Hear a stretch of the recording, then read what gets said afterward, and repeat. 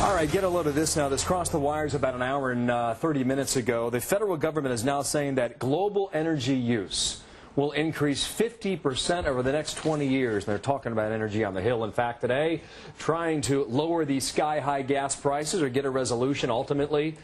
This is a live look now on Capitol Hill. Energy is the main theme today there, talking about ways to conserve and secure as much as possible. What does it mean for you in your pocketbook, though?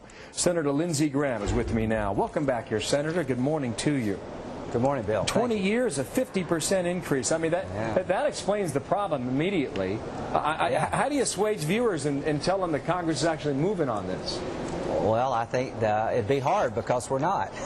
The point that we're trying to make with this report is that demand goes up by 50%.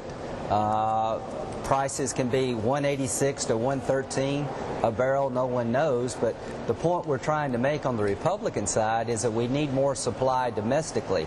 There is 91% of oil that exists on federal held territory can't be extracted, so we need to change our supply policy very quickly. That will help not only now, but 20 years from now. We need to break away. And also, Senator, I should mention this, you're a strong surrogate for Senator McCain seeking the White House in November. Senator Obama says he would like to invest $150 billion over the next 10 years in things like wind power and solar power. Does that sound like a good idea?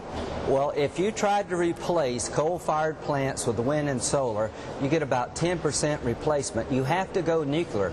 If you want to, 20 years from now, clean up the environment, you have to replace coal-fired plants with nuclear technology. And when Senator Obama goes to France, I wish you would look at the French program. The French get 80% of their power supplied by nuclear power. It's ridiculous that America cannot proceed with nuclear power. We should follow the French model of storage and recycling. He gives lip service to nuclear power, but the environmental left, the anti-nuclear left, has stymied his platform. So it is really a joke to say that you're going to replace coal-fired plants with wind and solar, because you can't. Senator McCain is saying he wants to build 45 nuclear power plants in this country, and part of the stigmatism with nuclear power is that you got to get it past the public. How do you change the impression of that? The public is ready. It's the hard left that's not ready. The French provide 80% of their power from the nuclear industry. Surely we can be as bold as the French. They know what they're doing. They have a very mature nuclear program.